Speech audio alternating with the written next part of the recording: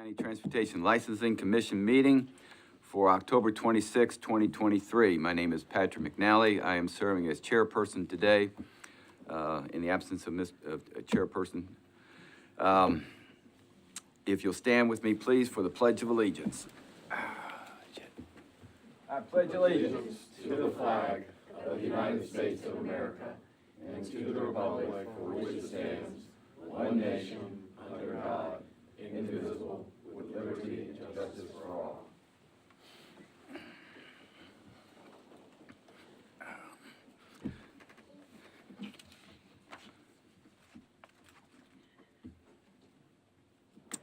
Appeal of decisions from the Metropolitan Transportation Licensing Commission.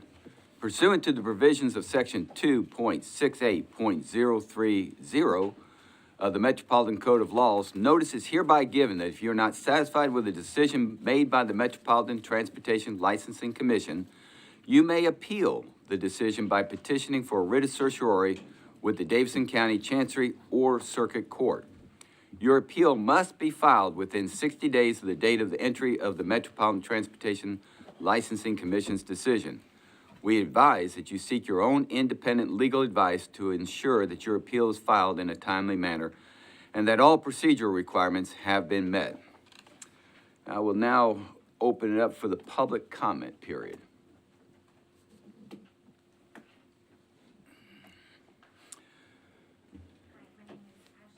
I'm with Adams & Reese. I'm here on behalf of my client, Priority Wrecker Service of Tennessee, Inc. He's in the audience with me today. We're here with updated documents. We were here last month, as a reminder, for a general wrecker service license. So we submitted the application. There were some documents that needed to be corrected. So we are here today with those corrected documents. We made copies for everyone. And if you have any questions, we're here to answer. Thank you for your consideration. Well, my first question is, when were the corrected documents submitted to the commission? They were submitted today, What time? 11:30, I believe. Thank you. Yes, sir. You understand that we probably haven't even seen them. Yes, sir. Okay. Would Metro Legal advise us a little bit about late filed documents? Are there any legal considerations? So there's a general rule for the TLC specifically that provides that, and it's posted actually on the TLC's main webpage, that provides that if people are submitting matters they wish to have on the agenda, they are supposed to submit those 15 days in advance. Now, that is your rule, so you can waive that. But we also have concerns about the Open Meetings Act. The Open Meetings Act requires that matters be put on the agenda for the in advance with notice that the board will be considering at the time of the meeting, so that anyone with an interest in that matter will be on notice that if they want to be there and hear that matter heard, that's their chance to do that. And so it's not really a best practice to add something to the agenda last minute. If we had maybe a few days' notice, in some situations that are emergencies, there are exceptions for that, but it has to be like a true emergency. It can't just be, this is how long it took us to do that. Have any of the commissioners had an opportunity to see this late submitted amended application? I have not. I haven't. No. Okay. I guess my next question for legal is, what's our options today? So it's not on your agenda, so you don't actually have to take any action at all. But I mean, I think it would be fine to ask Mr. Fields to perhaps include it on the November agenda. Mr. Fields, what's the date of our November agenda? Or our November meeting, please? It is the Thursday prior to Thanksgiving. I believe it's the 16th or 17th. 16th. So We were basically following your motion. The minutes reflect, after additional discussion, Commissioner Rutherford with a second from Commissioner Santa Stephen moved to defer consideration of Priority Wrecker Service of Tennessee until information, including insurance and registration, is provided. Okay. So we were following your instruction. So the next meeting's actually a week sooner than typical. Yes, sir. All right. Open for discussion among the commission. I would prefer that we have had, at least, our director here has had a chance to review the documents and is able to provide more guidance to us on the completeness and accuracy.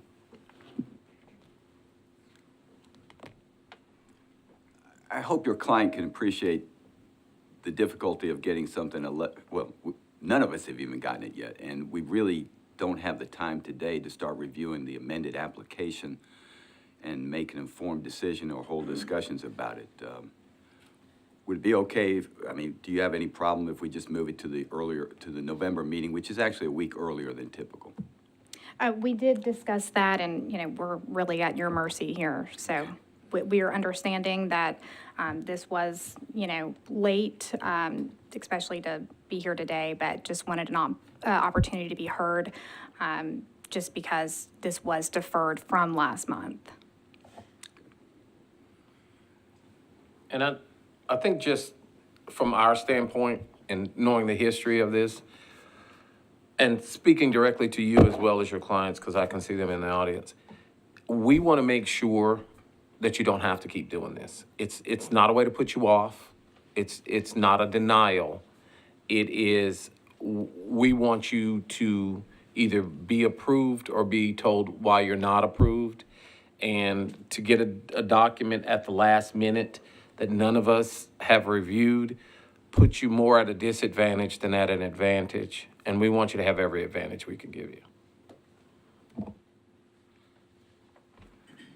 All right, I don't think we need a motion or anything, do we? Just put it on the agenda for November? Actually, you would order it on the now that it's available, it'd be placed on the next agenda available to me, which would be November.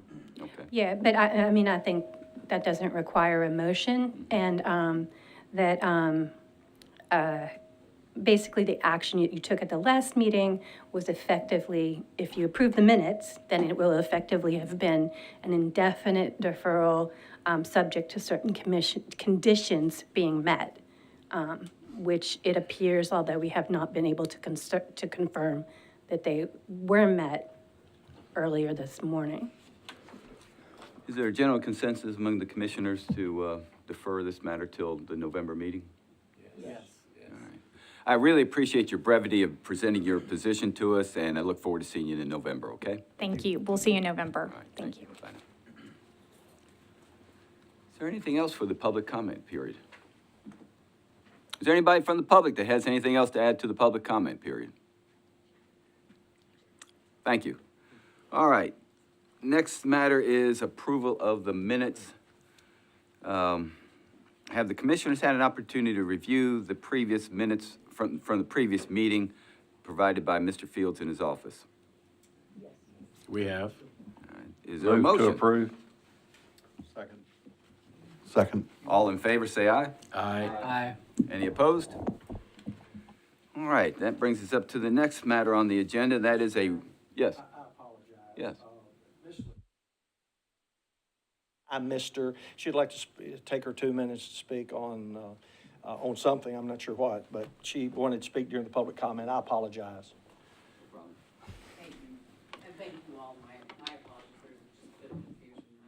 Where I was plugged in here, Lisa LeClaire, speaking on behalf of the Greater Nashville Hospitality Association. My home address is 606 Maplewood Lane. So first of all, thank you always, TLC commissioners. You have a big job, and we appreciate what you do. Today's agenda includes a conversation related to the 20 slow-moving vehicles permit. And I just want to reiterate that with the conclusion of the Connect Downtown study imminent, now is not the time to permit any additional slow-moving vehicles to the streets of Nashville. GNHA is not anti-tour, anti-fun, nor anti-business as an organization. Really, we just think the decision made by this body should include all of the factors that will soon be shared through the Connect Downtown study. And that's all I have. Thank you. Thank you. Before I close out the public comment period, is there anybody else that has something they want to say? Or share with us, I should say. All right. Next on our agenda is a remand of Gray Lion versus Metropolitan Government. And who would like to speak first about that?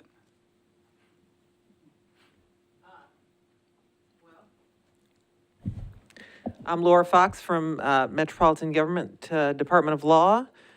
This is a case where we argued the case in front of Judge McClendon, and Judge McClendon has remanded it back.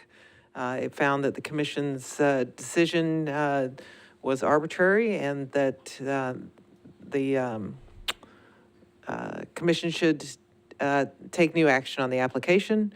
The Department of Law recommends approval of one permit, and the applicant understands that that is not an indefinite permit. It is through the end of this year's cycle, application cycle, and then the applicant will be treated like any other person with a permit.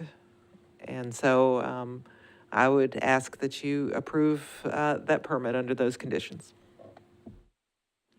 And is that a permit for an entertainment transportation unit? That's correct. Thank you. All right, is there any discussion among the commissioners?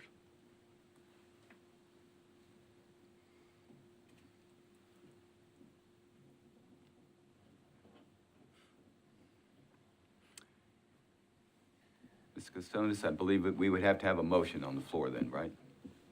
You would. Okay. Lacking any discussion, is there any motion Move approval of, of one license for an entertainment transportation vehicle to Gray Lion LLC. I'll second that. all right, there's been a motion by Mr. Commissioner Hayes and a second, and are all in favor, say aye. Aye. Any disapprove?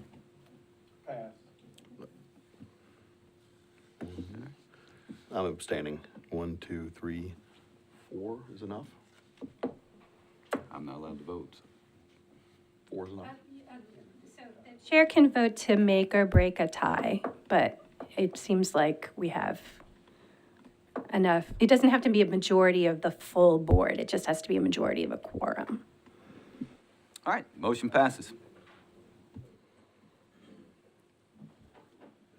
Okay, moving on to the next agenda item, continuation of the annual meeting for purpose of consideration of an application for a certificate of public convenience and necessity for new additional low-speed vehicles from Vintage Nashville Tour.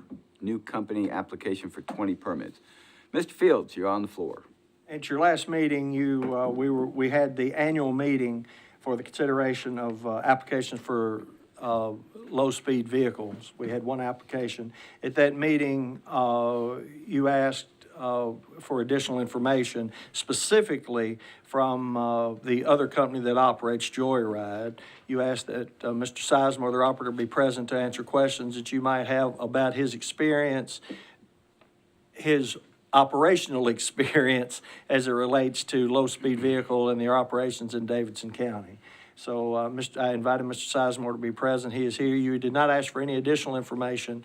And again, he is present to answer your questions. Good afternoon. Afternoon. I'm Chris Sizemore, the founder of Joyride Nashville.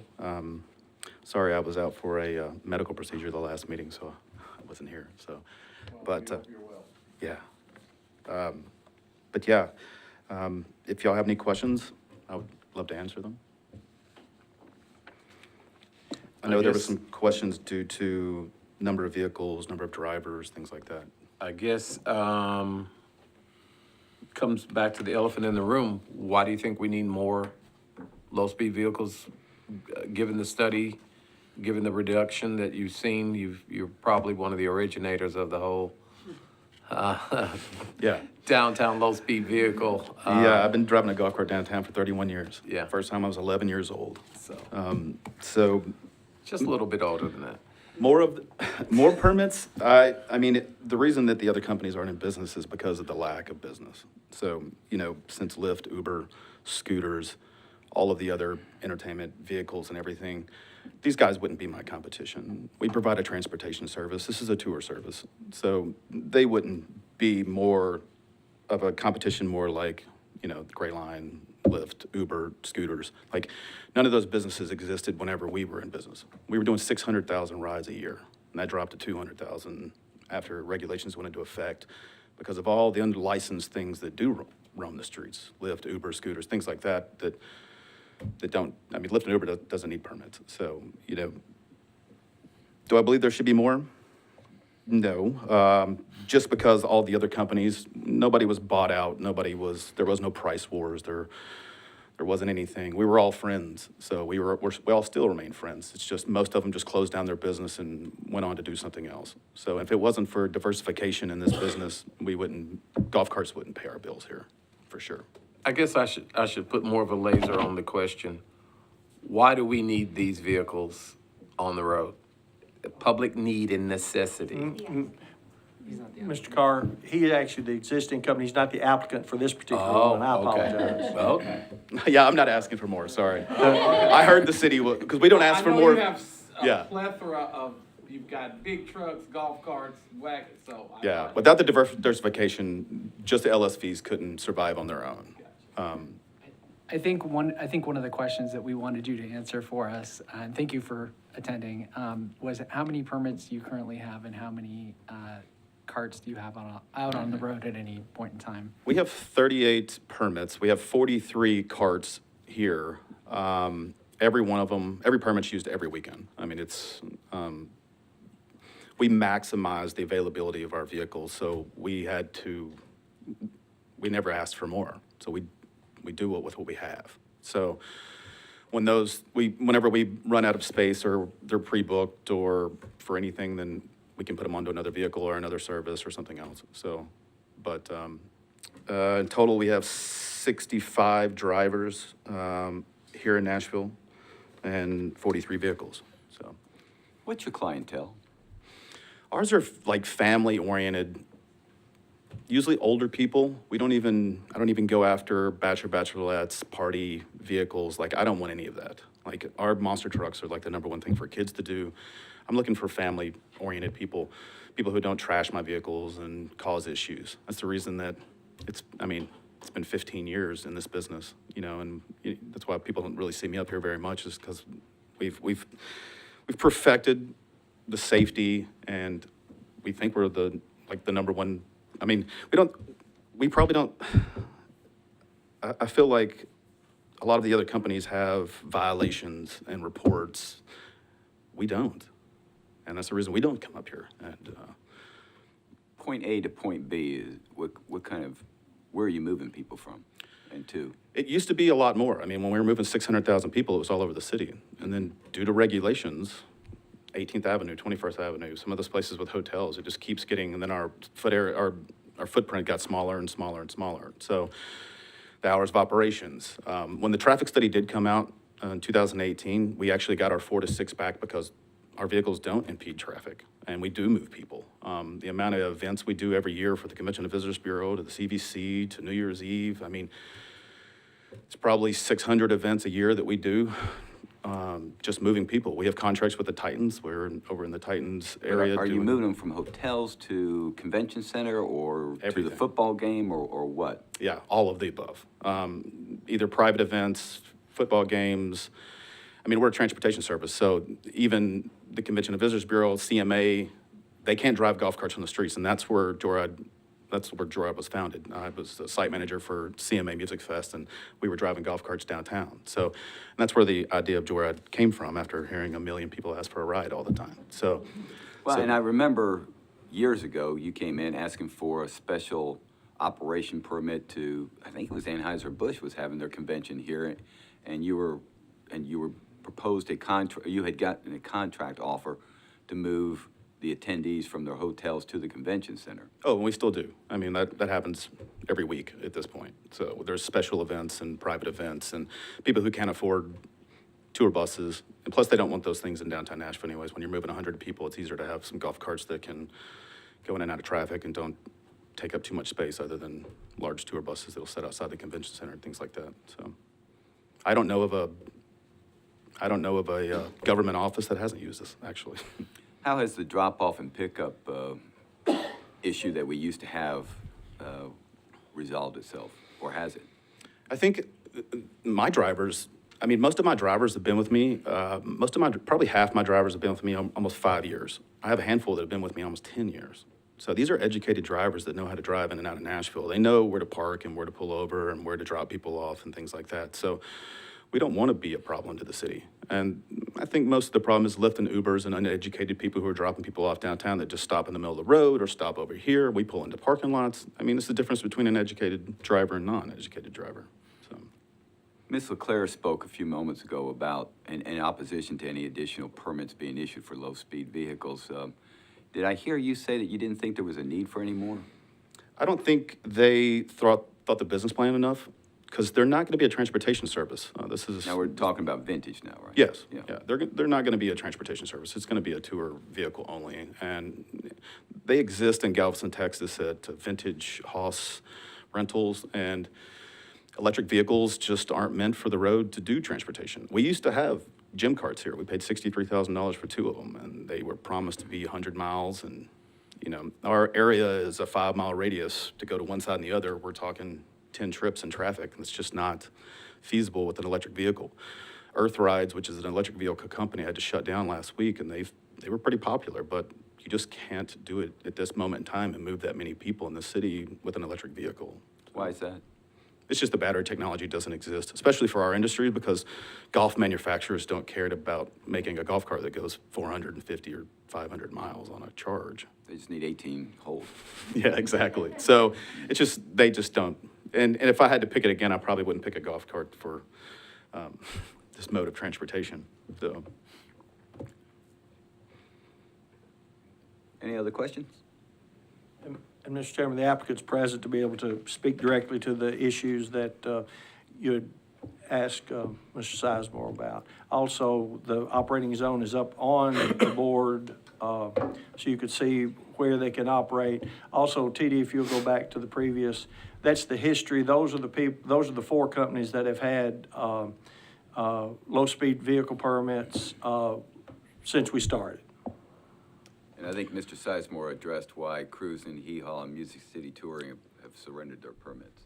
Yeah. And they all have tractors and other things now. It just wasn't profitable. So it was no buyout of anybody's company or anything. I just bought their inventory for parts because vehicles break down, and why not? So the other thing that I think comes into question is insurance for LSVs. It's very difficult. There's only two companies in the world that actually provide LSV insurance right now, and it might be going away soon. So, because the TLC, LSVs have to have a $5 million policy. That's higher than any other transportation company in Nashville that provides point-to-point. Taxis don't have to have it. I think their max is like $250,000, things like that. So these insurance companies, I mean, a $5 million policy for a golf cart is a little erroneous, but we're here, and without diversification, we couldn't pay that bill. And I don't see how they're going to do it with that many permits, or where are they going to store these electric vehicles, especially in the downtown quarter with 20 vehicles.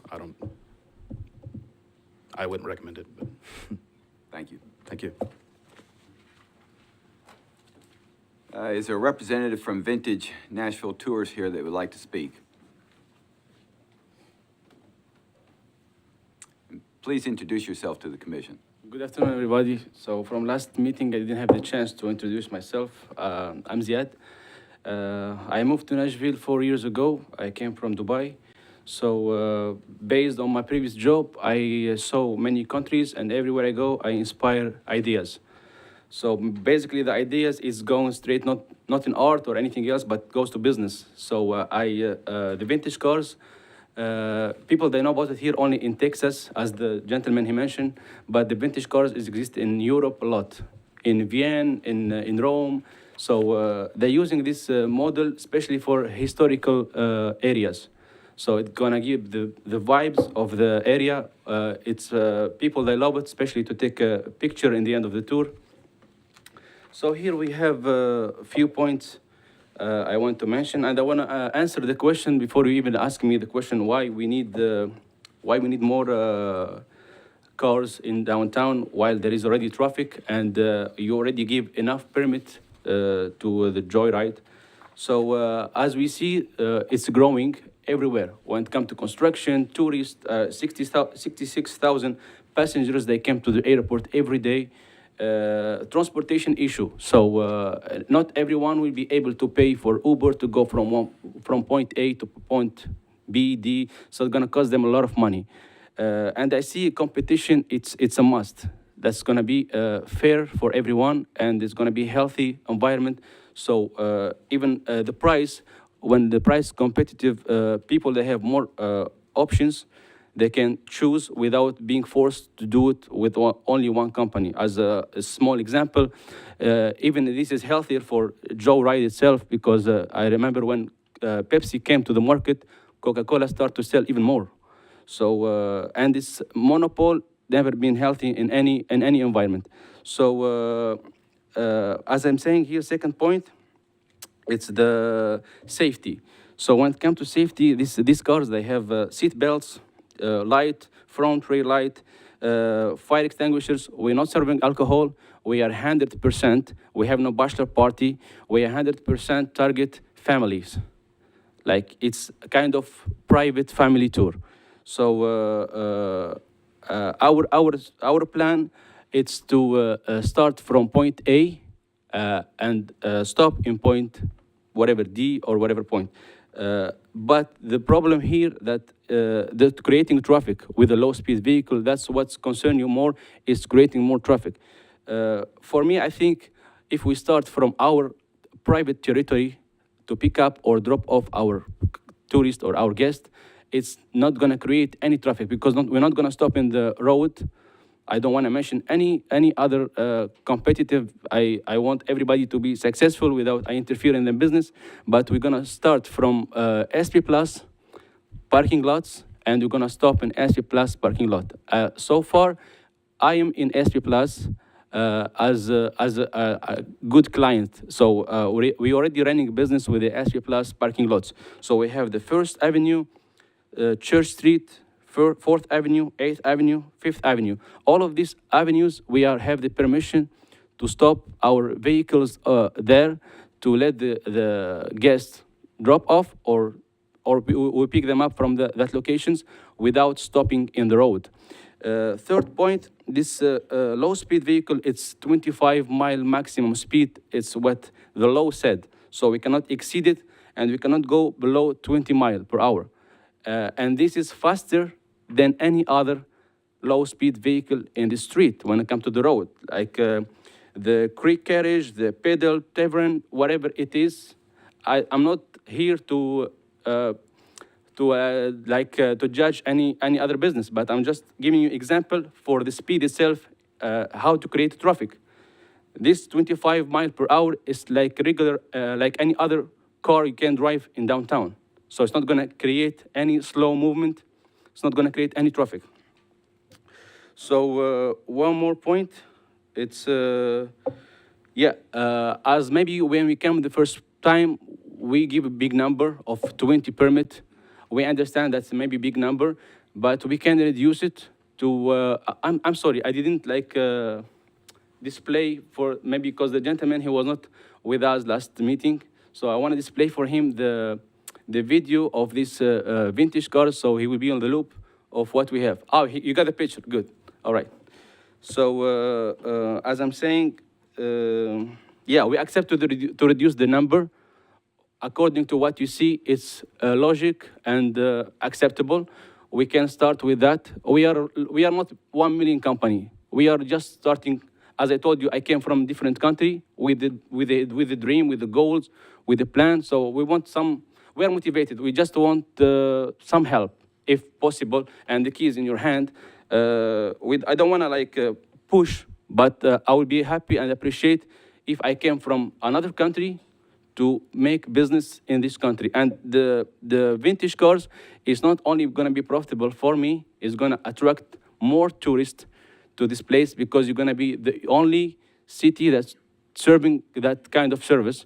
You have only one in Texas, and it's not touristic area, so nobody really interested so much, because they are doing wedding party with these vintage cars there, and they don't have the historical places like we do here.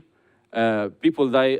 Nashville is growing fast, so this is going to be even kind of symbolic top 10 things to do in Nashville when you come to visit Nashville. I've got a question real quick, Ms. Costonas for legal.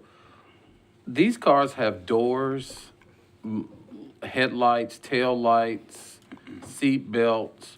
Why is this not regulated as a car by Metro?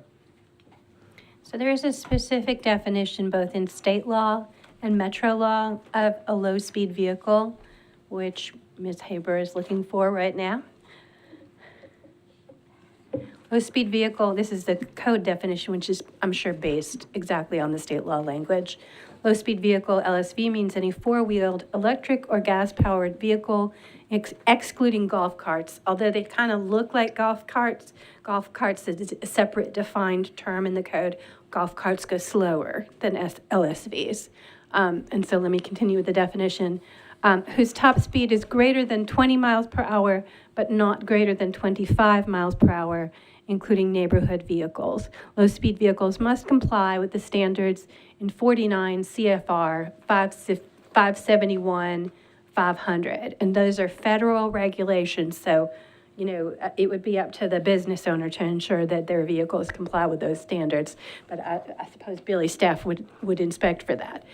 Vehicles meeting the definition of golf carts as defined in Tennessee Code Annotated 55-123 shall not be included in the definition of LSVs. And the only difference is just the speed is slower. The range of speed is slower for the golf carts as opposed to the LSVs.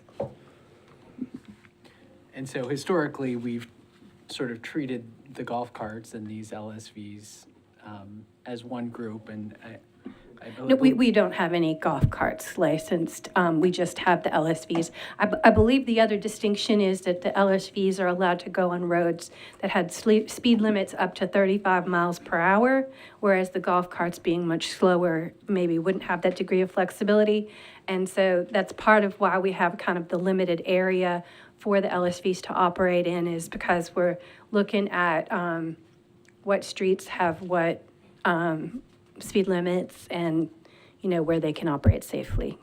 Thank you. Well, just to throw my 2 cents in, I like them. I'm telling a little bit of my age. I can remember driving these at Opryland. The Tin Lizzie, I think they were called. I am a proponent of competition.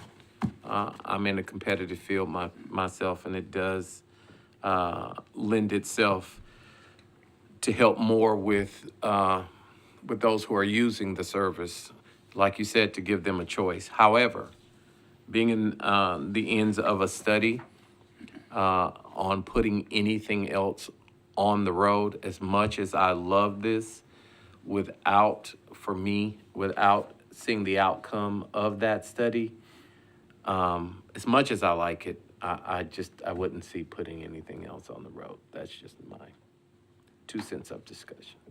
But I love it. Thank you. When you introduced yourself, I think you said your name was Sharit? Ziad. Jed. It's hard to pronounce it, so they call me Zach. What is that your what's your last name?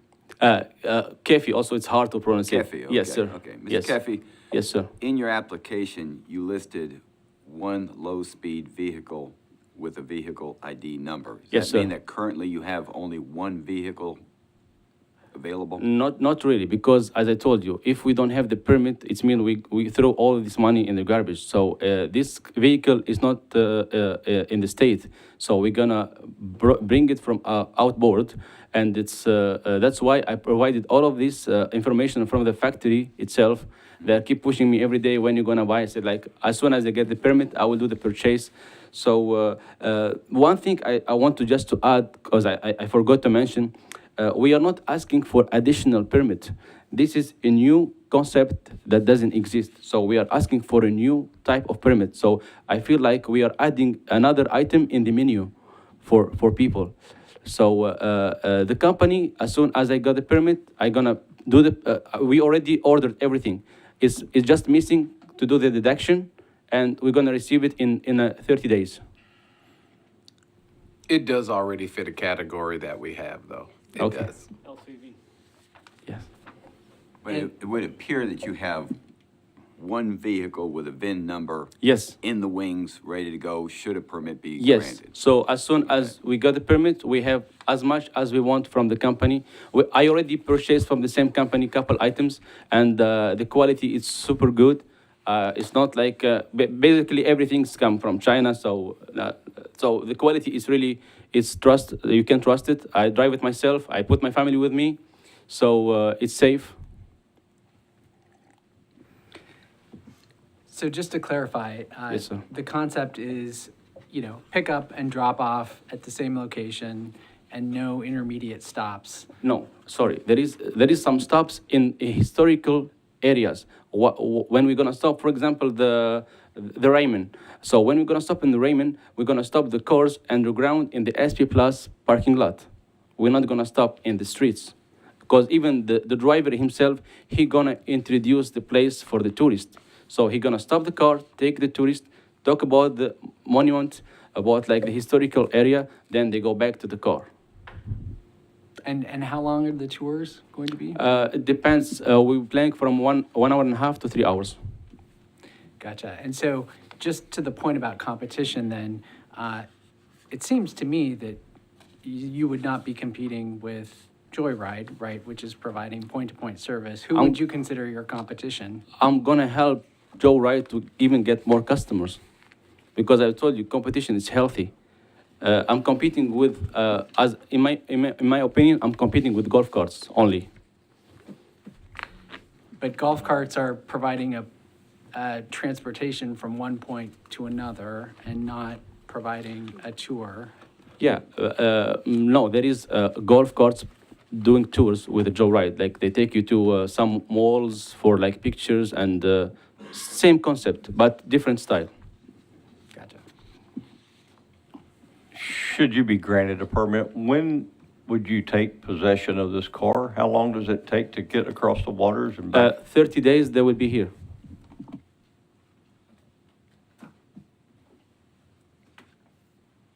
Can someone refresh me on insurance requirements for low-speed vehicles? I was just looking at the application and the One moment, we're going to pull that up. quote. Thank you.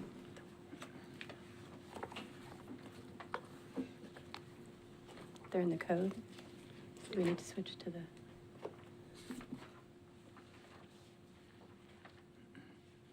Okay. No, that's the general provision.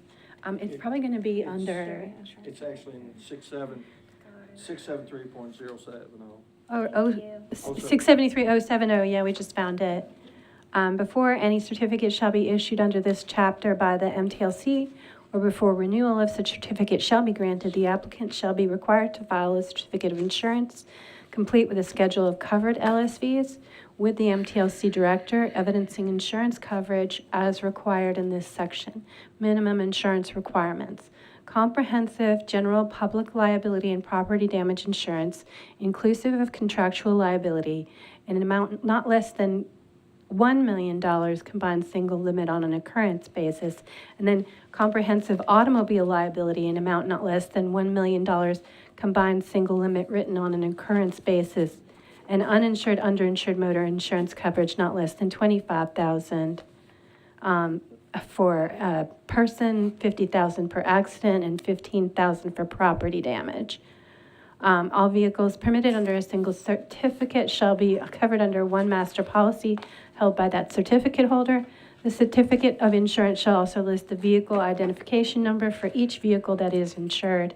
Any change in vehicles that's covered under the policy must be reported immediately to the MTLC director. Insurance companies must be licensed to do business within the state of Tennessee or be an eligible surplus line insurer with the Tennessee Department of Commerce and Insurance and have a rating from AM Best or other equivalent reliable rating system that meets the requirements of the rules and regulations adopted by the TLC.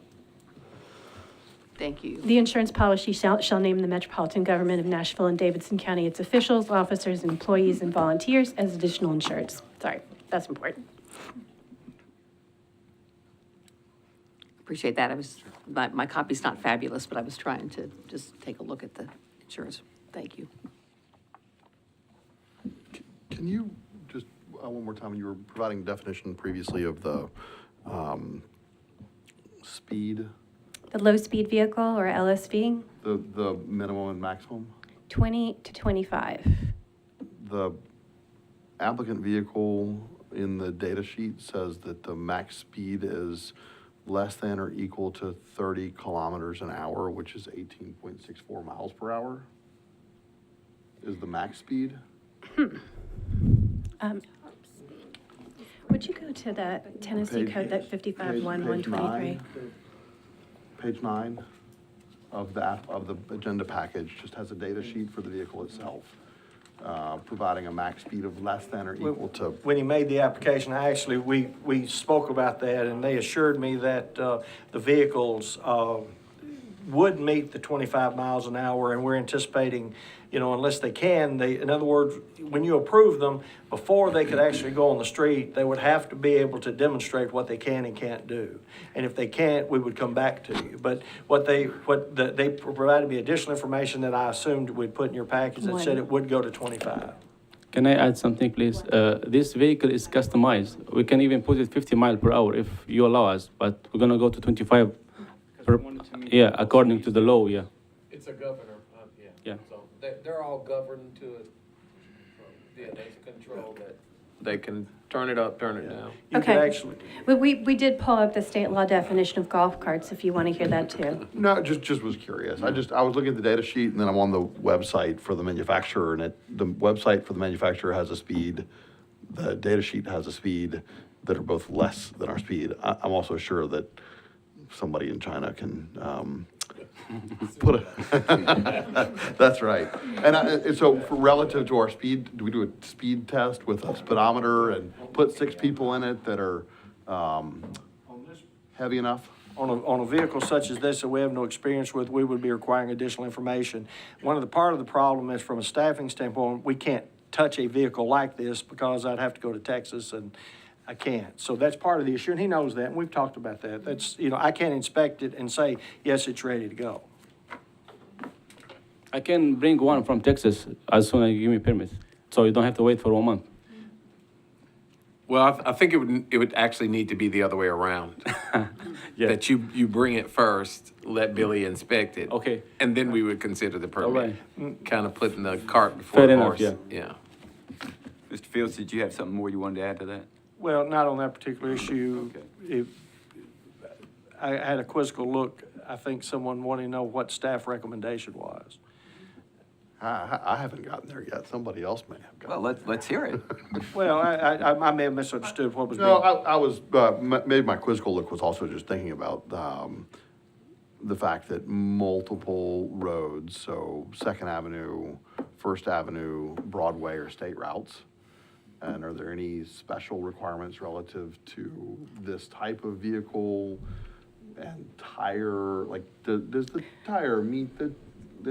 So, they have to meet the CFR requirements, the Code of Federal Regulations. So I don't honestly know what those are. I would defer to like Billy's inspectors or That would something come like back, that. yep. But yes, his vehicles would have to meet that. But the only reason they're here is because they're proposing to do passenger for hire transportation. If they were just driving in the streets of Nashville, they can already do that.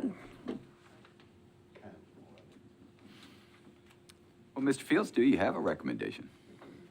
Well, from an NDOT perspective, and we've talked about it, we believe it's questionable whether we need additional vehicles such as this on the streets today. We certainly don't have the documentation that we anticipate when Connect Downtown is available, and we do anticipate that being available in November. In your previous action on low speed, on the pedal carriage, you said you would not take any action. You actually deferred the action until 2 months after which you've had time to review it. Minimum we would ask is that you defer this until you basically close your hearing and say thank you, would be our recommendation, and then take up the issue after the Connect Downtown study is available.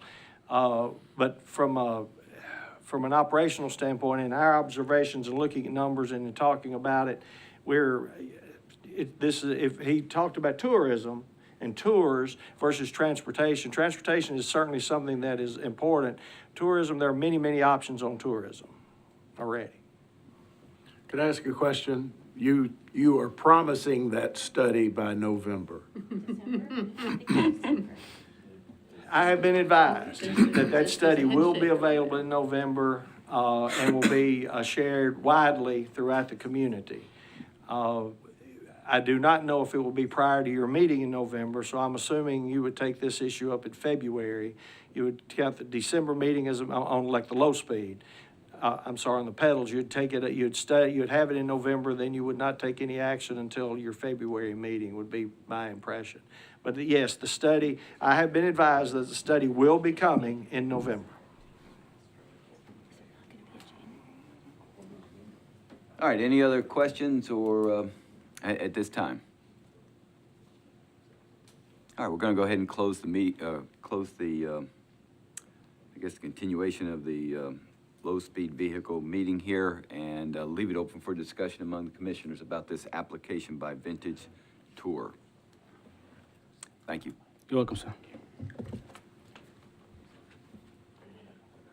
Again, just for the record, I love the concept. It does bring back living in Nashville my entire life, looking at old photos, remembering the nostalgia. They are an extremely appealing thing to see on the streets. However, having said that again, I do not think there should be any forward movement until we see the study that we have at hand, as well as Billy being able to actually physically inspect the vehicle to see that it will meet the speeds.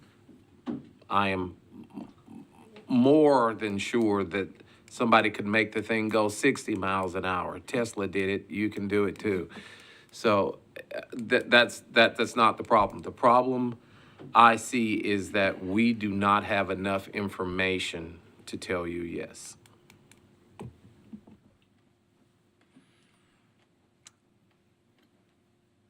My observation is that we've all been holding our breath for the NDOT study and deferring a lot of things to November, December, January, February, awaiting this study so we can have a more enlightened view of what makes sense for Nashville transportation, entertainment, and sightseeing. My suggestion, short of anybody else, short of anything that persuades me differently, is that we probably should not do something differently here on Vintage Tours application. Yeah, as much as I hate continually kicking the can down the road, I think that it makes a lot of sense. And given that we proposed doing this for pedal taverns, like waiting until we had the study and then acting 2 months later, I think this is a similar situation, and that's probably what we should do. And previously, you also made the same ruling or made the same motion on horse-drawn carriages. The annual meeting of horse-drawn carriages would normally be next month, but it was deferred from last year until the study was available.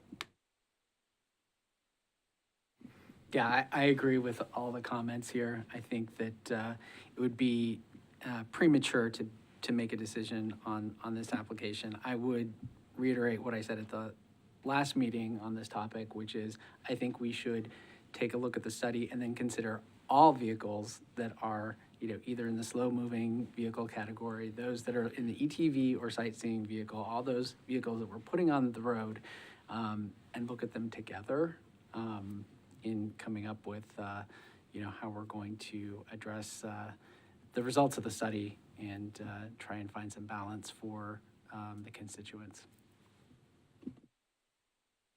That's a good idea, thank you.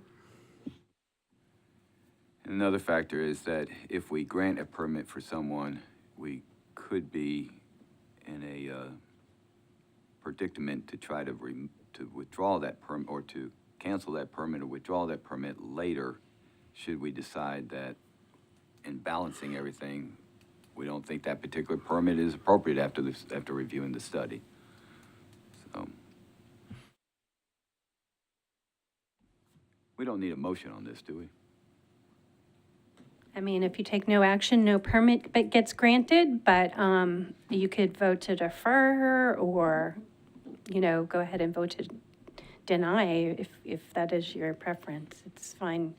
And any of those actions or inactions will have the same result. Only if you vote for a permit will a permit be granted. So take no action, a motion to defer, or a motion to deny. Correct. And I think it's not just one permit. I mean, it is a request for 20 permits, I believe. Correct. Though they did say they were willing to take fewer permits, but I think the question of whether any permits might be better at a future date. I think that's the consensus. I don't mean to be just giving my opinion. I'm happy to make a motion if that is helpful, that we defer any decision on these permits until 2 months after we receive the NDOT study. Because we don't know when the study's coming back, so we. Is that a second, Commissioner Carr? Second. Oh, there's- Second. All right, all those in favor say aye. Aye. Any opposed? All right, motion carries. Now, moving on to the next public hearing on consideration of booting application of Delta Entertainment Services. Who's addressing that today? But we were just sitting here talking, what it always requires is, but booting is one of those things that requires booting requires a public hearing before any application is considered. The applicants are present, and so basically you have to open a hearing. There may or may not be anybody here to speak. The applicants are here. You can ask them questions. You don't have to ask them questions. It's clearly up to the commission, but it does require a public hearing prior to taking action on that application. All right, so I'll officially open the hearing, and Mr. Fields, have you had an opportunity to review the application? Yes, sir, we have as a staff, and it does meet the requirements from the 681 of the ordinance. All right, and there's people up here in front of the podium. Would you introduce yourself, or do you want to speak? Yes, that's fine. I'm Jared Aranos, and this is Will Austin.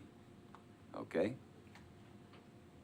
What connection are you to Delta Enforcement Services, the applicant? We're in the partnership together. We're the founders of Delta Enforcement Services. What do you want to share with us today?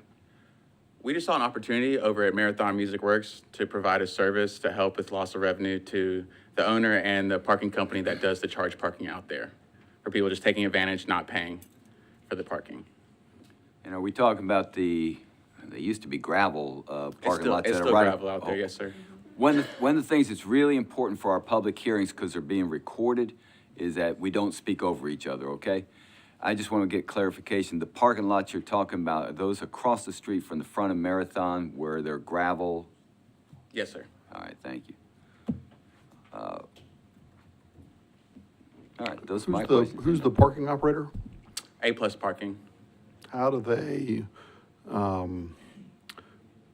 guess, how are they charging and collecting revenue?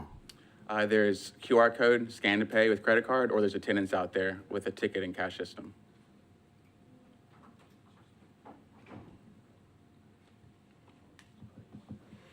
What's the protocol to engage?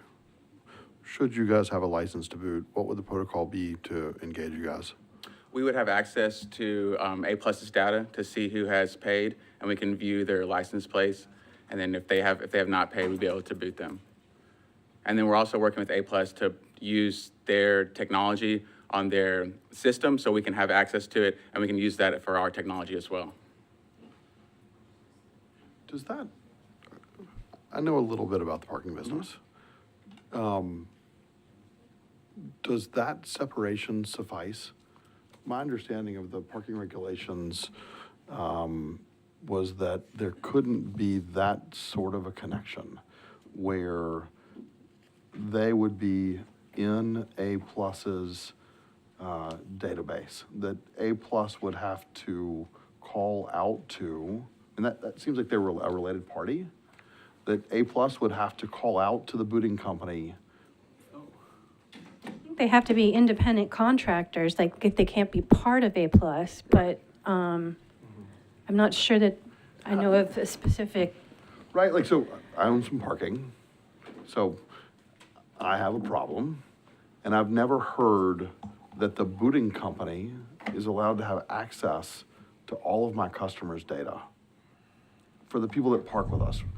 That for us at least, when we have a problem, my parking management company has to call or email or somehow dispatch a parking tow company or boot truck.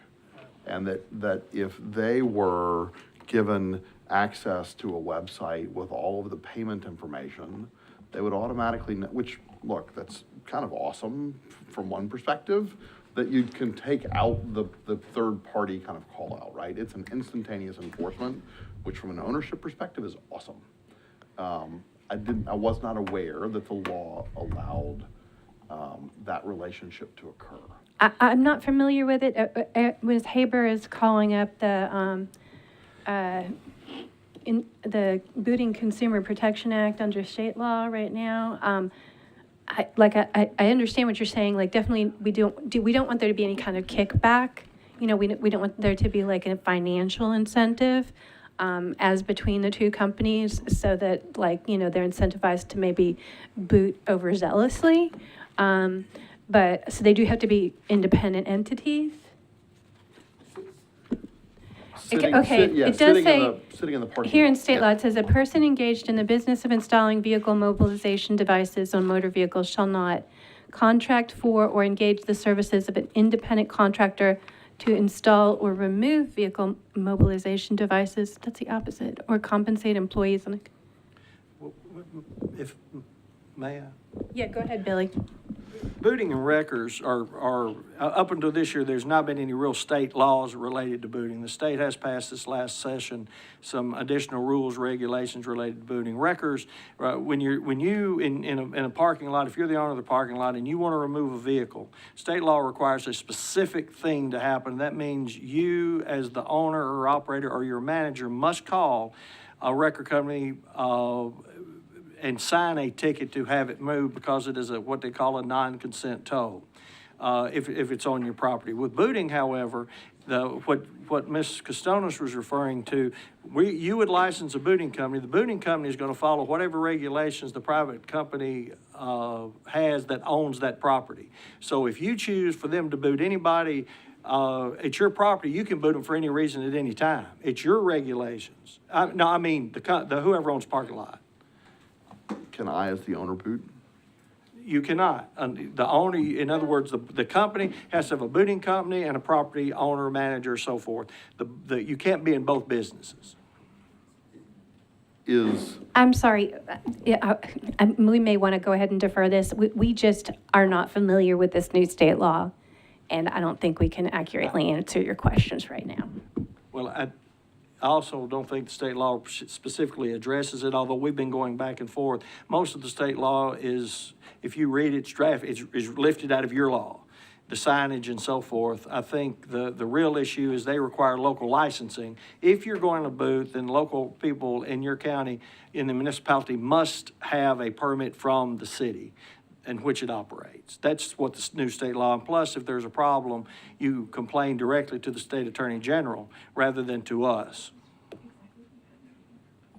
Yeah, I guess I'm still hung up on they are utilizing the parking management company's software platform. So they have an app, right? That I think that opens up on the phone that says, here are all the people. So there's never been a ticket issued by a computer or a person, right? Ticket hasn't been issued. We're sitting here with the real-time data, so no third party issued a ticket to then dispatch this third-party operator. I guess what I'm saying, and again, I don't presume to speak for legal, maybe I shouldn't speak, but it's been described to me that we have a veil between us and the operator of a parking lot. That the parking lot can determine who they give their records to. The parking company can give who they want to give records to, access their records. All we would have authority over is specifically the booting and the process of how they're booted and when they're removed. Yeah, if it's a data privacy issue, then I would say like that A+ or whatever it's called, needs to put in its like contract with the consumer that they are going to share the data with their independent contractor booting company. But if the customer consents to that, I think they probably could do that. But the customer relationship hasn't been created because it's trespassing. The car pulls into the parking lot, the car is left, somebody leaves the lot, doesn't have owner's consent to be there. And so I'm just curious about the law also, right? Yeah, I mean, as far as the non-consent tows that Billy's talking about, yes, to do a non-consent tow, you do have to have the permission of the property owner if you do not have the permission of the vehicle owner. But I'm not sure that the same applies to booting. We would have to do further research for you. But a boot, Can I put some real-time experience in this? Happy Parking, because of some of the units that we are outfitting, I guess Happy Parking bought some land under the trees where some of my contractors park and stuck a sign up, and they send people out with that same technology to see that if you did not scan that QR code and put your license number in, they will either ticket or boot you. It's not a fact of the owner giving you permission to be there. It's if you are paying for the space to be there.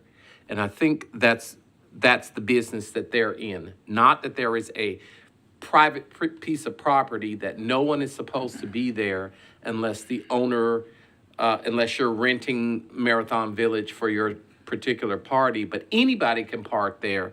And if they are not scanning that QR code and paying that fee, they have access to say this license number has not paid and we can boot them. Yes. yeah, and that's where my understanding of the law was that it wasn't that they have the data, is that the auditor from Happy Parking should come through and then email or dispatch or create a ticket that then goes to them. It had to be fully separated companies was my understanding of the law, which I'm not a lawyer.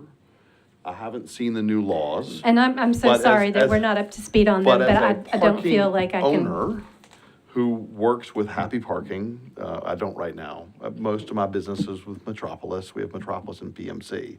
That is the way they have explained the law to me. And it seems as if they had access to, really, it's is it ballparks or is it like Park Assist or ballparks or Park, what's the software platform? It's A+'s own It's a website. proprietary, Yes. A+ created. And maybe I didn't explain it correctly. We can set it up however it works with the law. I was just wanting to convey that, we'll know which cars need to be booted, just like he was explaining. Yeah, typically, the A+ manager would come through the parking lot. They do. And issue a violation that would generate a ticket, and it would institute a phone call. And if he has the handheld, it takes that step out. And I was curious if that is legal. That was the one curiosity piece. The second, I've always been told that as a parking owner, I cannot boot a car in my lot. That is correct. Right? So I see hundreds of people a month park illegally on my property, and I'm there more frequently sometimes than the auditors. So I can't call, or I can't personally put a boot on somebody's car. Not that I'm trying to, but I've at least asked, Understand. And those are interesting questions, but in terms of the purview of this committee and permitting a booting company, the permit application is in shape. I mean, we're not enforcers of the state law relative to parking. The permit, it may or may not be in shape, but the protocol for how they operate may not be legal. And that's a question that Billy may not have asked, that I'm asking. Yeah. Excuse me, Mr. Beals. No, and I understand. When I returned in 2012, the booting ordinance was already in place. The protocols they follow are exactly what was followed then. Basically, that the property owner establishes what the rules are. and they then turn that over to another company, and the other company then follows whatever those regulations are. Whether or not the parking company wants to give somebody else access to their records, it was my impression and continues to be my impression, their decision to make. And it's really between, as Ms. Castona said, the person who's parking there may not want to do that. What she would normally tell me is I can't give legal advice for two reasons. One, I'm not a lawyer, and two, Metro doesn't give legal advice to private entities. So if, we could certainly, we can vet it. In fact, we've been having the conversation to make sure that that the new state law does fit exactly with what we're doing, and we don't enforce their rules. We can, for instance, the state attorney general's number now has to be on the booting signs, not transportation licensing anymore. It has to be their notification, not us. Yeah, and the signs are a key thing also, that the lots that do this, allow this to be done by these companies, have to have like highly conspicuous signs notifying people who park there, whether they're customers or not, that their vehicles will be subject to booting if they fail to pay the required fee. Is it Mr. Austin?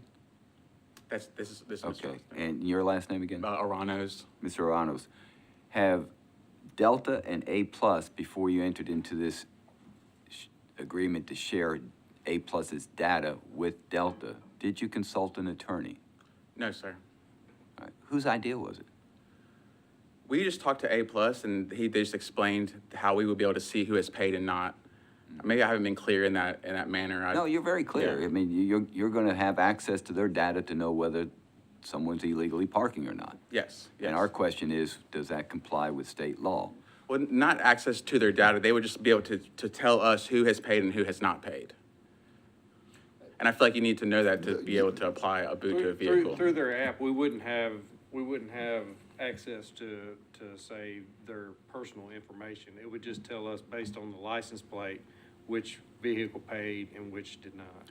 But as Commissioner Hayes has been pointing out, his understanding is that there had to be a China wall between the booting company and the parking lot owner to where the parking lot owner triggered the booting company to go out and do it.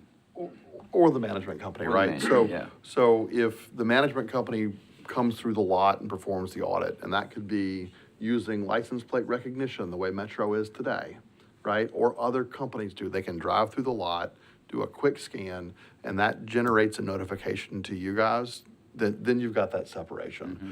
But if you're sitting in the parking lot looking at an app, it could trigger,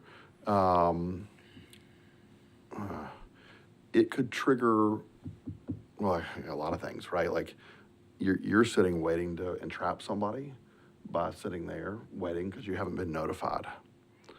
And I'm just curious about the law. And I'm sorry, we just don't at this point, we can't definitively tell you what the law says about that. Certainly, if you're talking about a non-consent tow, that would be 100% absolutely accurate. And given how new this state law is regarding the booting, and Billy has asked us to analyze it for him, and we have not had time to do it yet, we just don't know. So what's put before us, does it even address, or should we even be addressing the issue? Is it even our issue to address? Isn't the issue put before us the permit for them to boot and not the communication? I understand what you're saying, but not the communication between the actual company and the booting company? Is that even put before us? Is that even? And then A+ could give us a report as well, just with whatever license plates have paid or not. We wouldn't have to, nor going to be in their application. I was just trying to explain that we'll know who has paid and who has not paid. That way they can be booted. Okay, I understand. Also, are we giving them the permit, is it allowing them to boot in Metro Davidson County or just at Marathon Village? They can only, when the company application is given, they must give us the, where they're gonna boot. Before they can start the booting, we have to go and inspect the lot. What the lot requires is that we have signage. Local ordinance says signage at in more or less the way in and the way out. state is very clear as well about egress and ingress into the parking lot. So if there is no signage at all places of ingress and egress, or the expected place of ingress and egress, then they may not boot. We're very limited. Our ordinance, if you read, is the smallest ordinance that we have that you're responsible for. It's 5 or 6 pages as opposed to 25 and 30 pages. So it's pretty straightforward. I'm not familiar with any language that talks about the relationship beyond a company that owns the parking lot may also not be the company booting. In this day and age of incorporations and LLCs and what constitutes the company, I think we get a whole different issue. No, but- no, I think that is clear, that they can't be the same. Correct. So I think it's just a matter of if the state law now says something different, it would be incumbent upon the state to, I can't enforce a state law. The legal has also advised me of that multiple times. Well, with what's put before us to approve, and knowing a little bit about the operation of some of the other companies that are out there actually doing booting, I make a motion to approve Delta Enforcement's application for Marathon Village booting services. I'll second that. All right, there's been a motion and a second. I don't want to cut off any further discussion, so is there any further discussion by the commissioners? All right, all in favor, say aye. Aye. Any opposed? Motion carries. Thank you. Thank you. All right. Update of the SUMD utilization, including scooters and e-bikes. Mr. Fields? A request was made from a commissioner for an update. NDOT also asked for the same update. Mr. Schlafer will be making that presentation on behalf of NDOT. Wonderful. The statistics are there in front of you. The one thing I'll add to start with is 2023 is current as of yesterday, and if you have any questions, I'm happy to answer.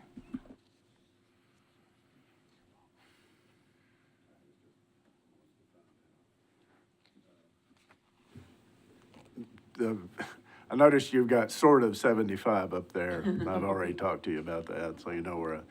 And I don't know what was discussed at the last meeting, but 25 of those are now on the Vanderbilt campus, correct? I believe the majority of spins e-bikes are on So Vanderbilt's something campus like 20 now. or 25. I can also report since we've last spoke about this, that Bird has moved a good number of their e-bikes over to Fisk's campus at the request of Fisk University. So in essence, my understanding with your boss, Ms. Alarcon, was there'd be 75 in the pilot project. And in essence, all of those you just discussed have been taken out of the pilot project. At least that'd be my interpretation, because they're not available in the areas around 12 South, Midtown, et cetera, that we just agreed to. If they stage them on Vanderbilt's campus or on Fisk's campus, they're still within the pilot project zone, and they can still end up anywhere else within. Outside of it, okay, but they're, yeah, well, Vanderbilt students obviously probably ride anywhere they want. Well, you know what my thing, I mean, this commission approved a contract, God, how many years ago, 3, 4, for three companies that promised up to, I believe, 250 bikes. And after all those years, we still hadn't reached that. And Commissioner Rogers wants it, because this may be my last meeting, so I'm going to say it. We need to do that. We need to do it now. We approved up to 375. Obviously, we can't require them to put them out, but we could require them to put out 250. So I'm just making my point of view known, what you all know anyway, is I want that bike share to expand, and it needs to be right now. As we've spoken so many times, I believe Connect Downtown will provide us an opportunity to know where and when e-bikes can join the downtown core. And as I would point out, nobody did that with any of those scooters. I mean, I can still rent a scooter the way I could 3, 4, 5 years ago. So I'm just opposed to discrimination against bicycles in favor of scooters. And it just to, I guess, articulate it, I mean, it seems like based on the 2023 year-to-date numbers, that the total number of scooter rides that we can expect for the year will be roughly the same as it was in 2021 and 2022. I would say so, yes. Yeah, and recognizing that even though we've increased the number of scooters in the fleet, but that didn't take effect until well into the year. To your point, I would say 93%, I looked into this, of the scooter rides occur either in the Central District or the Midtown Hills District.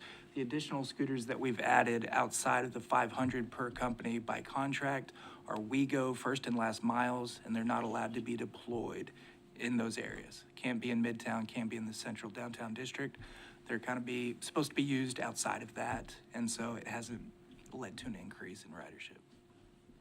If I could add, do we have any idea how successful that experiment was been with the WeGo rides? Can we break that out in any way? I haven't taken a look so far to see the number of rides that have occurred additional, but certainly they are in compliance with placing them in those areas. We definitely have the additional scooters that we didn't used to see in North Nashville and East Nashville, in other areas. Okay. Do we have any feedback from WeGo, one way or the other? I'll reach out and I'll get back to you on that. Yeah. Thank you.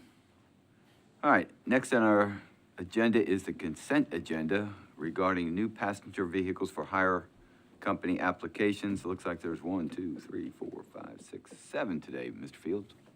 Yes, sir, there are 7, Doris. Mr. Rooker. That's okay, that's okay. Doris Tillahan, Limo Services, Excellence Transportation, Jeffrey Peterson, doing business as Peterson Concierge, HS VIP Transportation LLC, JC Limo, Ride Guy Transportation LLC, Unique Transportation Services. All their applications have been filed and they are in order. Do you recommend approval? I recommend approval. All right. Does any of the commissioners have any questions about the applications? And we can make a motion to approve them all at one time. So, is there a motion on the table? I'd like to make a motion to approve the applications by Excellence Transport. This is Doris Limo Services, Jeffrey Peterson, and DBA doing business as Peterson Concierge, HSVIP Transportation, JZ Limo, Ride Guy Transport, Unique Transportation Services. As all their paperwork is in order, I make a motion to approve. Is there a second? Second. All right, it's a motion and a second. All in favor, say aye. Aye. Any opposed? The motion carries for approval on the consent agenda. Under other business, we have a 2024 meeting schedule. What do we need to do with this, Mr. Fields? Always present a schedule. We try to present it by the October meeting.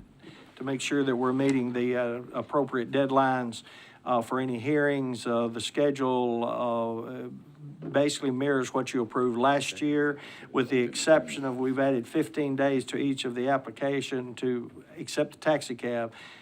15 days to all of the application deadlines. So we're asking for 45-day deadlines prior to, for instance, the April 25th meeting for ETs, emergencies and so forth. We've asked for 45 days. You also thrown something to us this morning that that I think y'all are going to want to talk about is when you consider them, if you want to try to consider them all at the same time, it may be that we have to revisit, but the schedule is yours. And certainly if it's publicly noticed, then you can change meeting schedules and deadlines as you like. So from staff standpoint, we recommend today you approve this, and we'll post it and be ready to go for 2024. Any changes we can certainly make later. Thank you, Mr. Fields. Is there a motion to approve the 2024 meeting schedule that's before us today? Motion to approve the 2024 meeting calendar as proposed. Is there a second? I second. All in favor, say aye. Aye. Any opposed? All right. Is there any other business today? No, sir, we have no other business.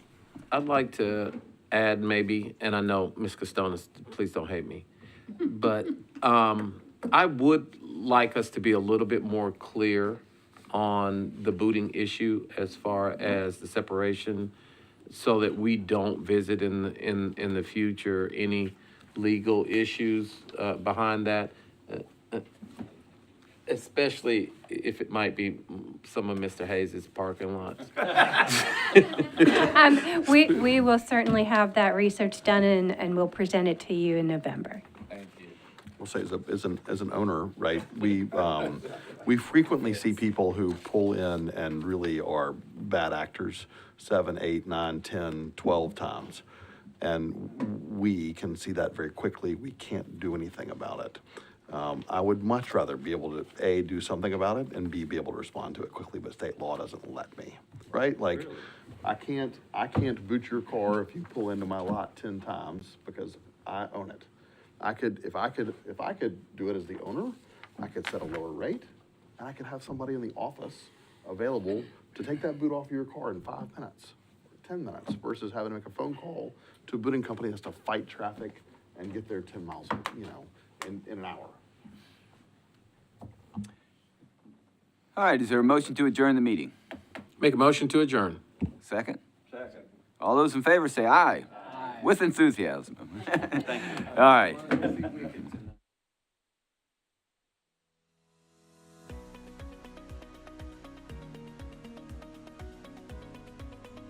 This has been a service of the Metro Nashville Network. If you would like to see this presentation again, or for more information on this and other programs, visit nashville.gov.